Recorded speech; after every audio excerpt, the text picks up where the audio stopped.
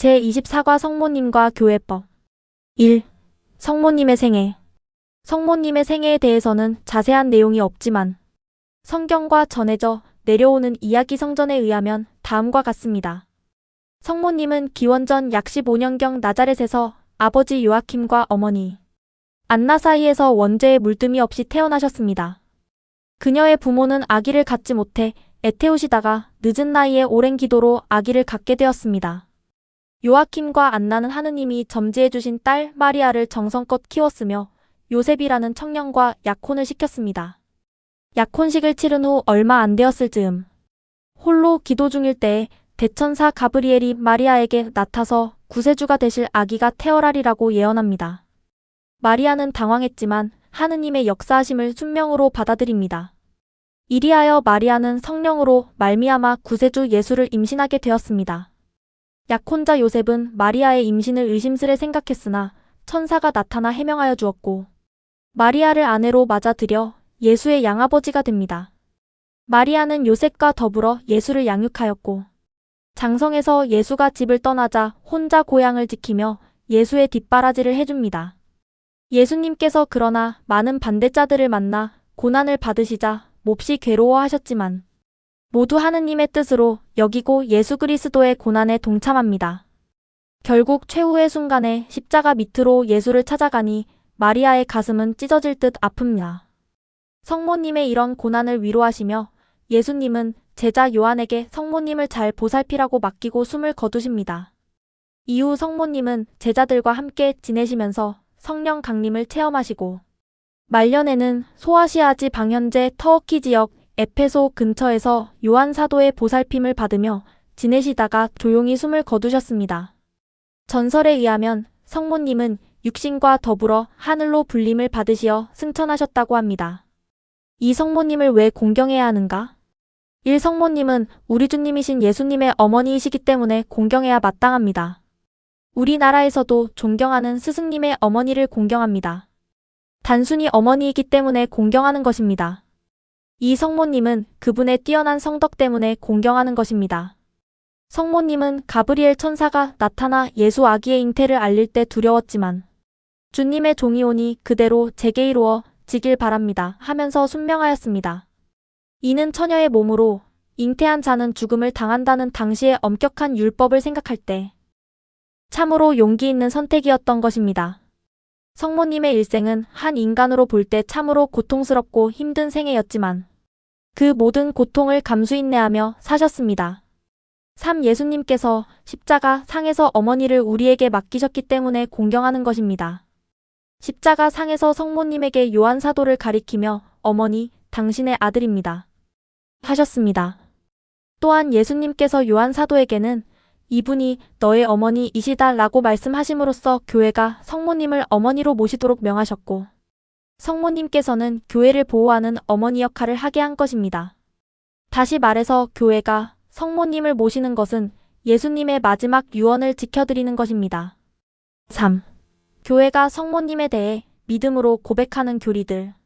1. 성모님은 평생토록 동정을 지키셨다. 성모님께서는 성요셉님과 가정을 꾸리셨지만 평생토록 부부관계를 갖지 않으시고 동정을 지키셨다는 것입니다. 성모님의 평생 동정에 관해서 성경에 언급은 없지만 이는 초대교회 때부터 전해 내려오는 믿음이었습니다. 성모 마리아는 구세주를 낳을 여인으로서 하느님의 구원 계획 속에 있었습니다. 따라서 태어나면서부터 하느님은 성모님을 철저히 죄로부터 보호하셨고 그분의 모든 생애를 특별하게 섭리하셨습니다. 그분은 장차 교회의 모델이 되어야 할 분이셨기에 그분의 생애는 예언자들처럼 상징성을 띠지 않을 수 없었습니다. 하느님을 낳으신 성모님의 몸은 하느님이 머무시는 성전이나 다름없는 몸입니다.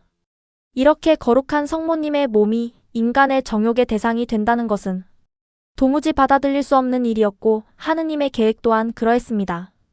성경에 예수의 형제들이란 말이 나오는데 개신교에서는 이 구절을 들어 성모님이 다른 자녀들을 낳으셨다고 주장하며 동정성을 부인합니다.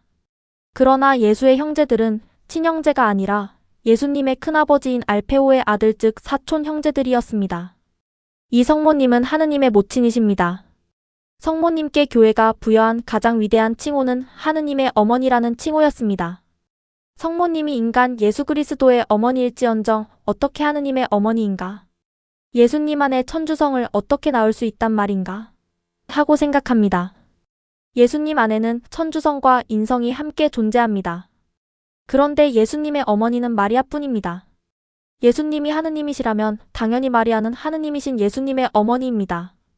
천주의 성모란 칭호는 그러므로 예수님의 인성과 신성이 예수님 안에서 뗄래야 뗄 수 없이 결합되어 있음을 그 어머니를 통해 표현하고자 하는 신앙 고백인 것입니다. 삼성모님은 원죄에 물들지 않으셨습니다. 성모님께 대한 교회의 믿음 중 하나는 성모님께서는 모든 인간들이 선천적으로 가지고 태어 나는 원죄를 물려받지 않았다는 것입니다. 성모님은 하느님을 태중에 모실 여인이었습니다. 따라서 원죄로 말미암아 죄로 물든 상태에서 하느님을 잉태해서는 안 되었기에 성모님만큼은 특별히 원죄에 물듦에서 보호해 주셨습니다. 가브리엘이 성모님께 나타났을 때 은총이 가득하신 마리아여 라고 인사하였는데 이는 성모님에게 내리시는 하느님의 특별한 보호하심을 잘 드러냅니다. 바로 원죄로부터 보호받았다는 사실을 암시하고 있습니다. 사성모님은 돌아가신 후 육신이 승천하셨습니다. 성모님은 또한 성경에는 기록이 없지만 전에 내려오는 교회의 믿음에 의하면 돌아가신 후 그분의 육신이 하늘로 올라갔다고 합니다. 따라서 성모님의 무덤은 이 세상에 존재하지 않습니다. 전설에 의하면 성모님의 장례에 참석하지 못하고 뒤늦게 도착한 토마 사도가 성모님의 시신만이라고 보고 싶다고 하자 사도들은 관뚜껑을 열었고 관 속에는 며칠 전 장사 지낸 성모님의 시신이 없었고 장미꽃만 가득하였답니다. 그래서 제자들은 예수님께서 어머니의 육신이 부패되는 것을 막고자 바로 하늘로 불러 올리셨다고 믿게 되었답니다. 4. 교회법이란? 다음은 교회법에 대해서 공부해 보겠습니다. 교회는 시대 상황에 맞게 신자들이 지켜야 될 의무와 권리에 대해 법으로 규정하고 있습니다. 하느님이 지어주신 계명이 있지만 교회가 하느님이 부여하신 사목적 권한으로 법을 제정하여 규정하는 것입니다. 따라서 모든 신자들은 이 규정을 존중하고 지켜야 합니다. 교회법은 신자들이 보다 더 신앙생활을 잘 할 수 있게 하기 위하여 만들었기 때문입니다. 5. 신자들이 지켜야 할 교회법들. 교회법은 각계각층의 신자들을 위해 만든 것이지만 특별히 교회의 기반을 이루고 있는 평신도들은 다음 6가지 규정을 지켜야 합니다. 미사 참여의 의무 1246만 1248조 속죄행위를 할 의무 1249만 1253조 고해성사의 의무 920조 영성체의 의무 91만 2921조 혼인법을 지킬 의무 1055만 1151조 경제적 의무 1254만 1265조 1. 미사 참례 의무 규정. 먼저 모든 신자는 미사 참례의 의무가 있다. 모든 미사에 적용되는 사항은 아니고 다음 미사에 대해서만 참례의 의무가 있다. 1. 모든 주일에 미사에 참례해야 한다. 2. 다음 의무 대축일에 미사에 참례해야 한다. 1월 1일 천주의 모후 성모 마리아 대축일 8월 15일 성모 승천 대축일 12월 25일 예수 성탄 대축일 대송규정 부득이 미사 참석이 불가능한 경우 공소의 절로 대신할 수 있다.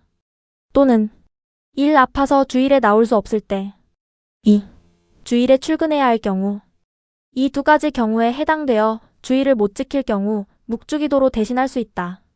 이 경우 고해성사 없이 영성체할 수 있다. 그 외의 경우로 주일을 거라면 고해성사를 보아야 한다. 주일날 혼인미사나 장례미사에 참석했어도 주일을 지킨 것이다. 이 속죄행위를 할 의무. 신자들은 하느님의 법에 따라 각자 나름대로 속죄행위를 해야 합니다. 보속 개별적인 속죄행위는 고해성사를 받을 때마다 주어지는 보속을 통해 해야 하지만 공적으로 모든 신자들이 함께 해야 하는 보속이 있는데 이것이 공적 속죄행위입니다. 그 방법은 다음과 같습니다. 금육제 만 14세부터 평생토록 지켜야 하며 매주 금요일마다 고기를 먹지 않는 것입니다. 단식제 만 18세부터 60세까지 아침을 굶고 점심은 양껏 저녁은 요기만 하고 간식은 하지 않습니다. 금육의무 면제 여행시 외식 때 단식 면제 환자, 노약자, 임산부, 중노동자 3. 고해성사 의무 규정. 모든 신자는 적어도 1년에 2번 고해성사를 보아야 합니다. 즉 부활 대축일전과 성탄 대축일 전에 교회에서는 판공성사표를 나누어 주는데 고해성사를 본 후 이 표를 제출해야 합니다. 이 표는 성사를 보았는지 안 보았는지를 확인하는 표가 될 것입니다. 4. 영성체 의무 규정. 모든 신자는 적어도 1년에 한 번의 영성체를 해야 합니다. 대제가 없는 한매주일 미사 참석 때마다 영성체를 하는 것이 좋습니다. 어린이들은 정한 시기 보통 초등학교 3학년 때에 첫영성체를 하도록 준비시켜야 합니다. 주위에 죽을 위험이 있는 사람은 노자성체 병자성사를 영하게 해주어야 합니다. 5. 혼인 절차에 대한 준수 규정. 모든 신자는 가능한 교우끼리 결혼해야 합니다. 외인하고 결혼하더라도 교회의 허락을 미리 받고 교회에서 혼인을 한 후 예식장에서 해야 합니다. 혼인 전에 교구에서 실시하는 가나 혼인 교육 매월 첫 주일을 꼭 받으셔야 합니다. 교리 교육을 받으신 후 본당 신부와 면담을 하여야 합니다. 6. 경제적 의무. 모든 신자는 본당의 운영을 위하여 소요되는 재정을 위해 주일헌금과 교무금을 해야 합니다. 주일헌금 매 주일 미사 때마다 개인적으로 일주일을 감사하면서 봉헌합니다. 평일 미사에는 헌금이 없습니다. 교무금 한 달에 한 번 하는데 개별적으로 하는 것이 아니라 가족 대표 한 사람만 하는 것이며 사무실에 교무금 통장과 함께 제출합니다. 액수는 본당 신부님과 상의하셔서 결정하며 매년 연말에 재조정할 수 있습니다. 부활 지나고 금요일 개별 면담 때 교무금을 얼마 하실 건지 말씀해 주시기 바랍니다. 5. 본당 단체 소개. 이제 오늘로써 교리가 끝나고 4월 12일 주일에 영세를 받게 됩니다. 영세를 받으면 하느님의 자녀가 됨을 물론 우리 성당 공동체의 일원이 되는 것입니다. 여러분이 그러기 위해서 빨리 공동체의 소속감을 느껴야 신앙생활을 잘할 수 있습니다. 어떤 분들은 영세를 받고 주일은 잘 지키지만 공동체 활동을 잘하지 않아서 교우들과 사귀지 못하고 흥미를 잃어 냉담을 하는 경우를 자주 봅니다. 따라서 여러분이 영세 후에도 본당의 여러 공동체에 들어가 함께 어울리는 것이 참으로 중요합니다. 저희 본당에는 이러한 공동체들이 있으니 참고하셔서 다음 주 면담 때에는 한 사람이 꼭 한 가지 공동체에 들어가시기 바랍니다. 각 성당의 주요 단체들은 다음과 같이 있습니다. 레지오, 성가대, 성모회, 애미 부부 모임, 꾸르실료 모임, 성경공부반, 빈첸시오회 등이 있으니 관심 가져보시기 바랍니다. 6. 가정에서 갖추어야 할 것들. 다음은 여러분이 가정에서 비치해야 할 사항들입니다. 이미 가족 중에 신자분이 계시다면 해당 사항이 없겠습니다만 가족 중 처음 영세 받으시는 분은 참조하시기 바랍니다. 방마다 십자가 고상을 걸어 놓습니다. 가장 중앙이 되는 벽 한가운데 높지기. 성모상을 거실 탁자에 모셔 놓습니다. 성모상 앞에 초받침대와 초를 2개 놓습니다. 성수병을 준비하여 성당 옆 통로의 성수통에서 담아다가 비치해 놓습니다. 성수는 잠자리가 뒤숭숭할 때 주변에 뿌리거나 유혹이 든다고 느낄 때 또 정기적으로 집안 곳곳에 마귀를 몰아내기 위해 뿌리게 됩니다. 신구약 합본성서 한 권을 비치하여 놓고 매일 읽습니다. 가톨릭 기도서, 성가책을 구입하셔서 미사 때마다 가지고 다닙니다. 기타 묵주나 미사보 등 필요에 따라 구입합니다. 그동안 교리 받으시느라 수고 많으셨습니다. 세례는 여러분의 삶에서 가장 의미 있는 행사일 것입니다. 여러분이 구원의 열차에 탑승하게 되는 것입니다. 하지만 안타깝게도 1년도 안 되어 구원 열차에서 뛰어내리는 분들을 많이 보게 됩니다. 그런 일이 없으시길 본당 신부와 교우들이 여러분을 위해 기도하겠습니다만 여러분 스스로도 그런 유혹에 빠지지 않도록 기도해 주시기 바랍니다. 주 예수 그리스도님, 이번에 세례받는 모든 이들이 당신의 자녀가 되게 하시고 모든 유혹에서 지켜주시어 천국에 들어가는 순례자의 길에서 낙오자가 없게 해주소서. 아멘.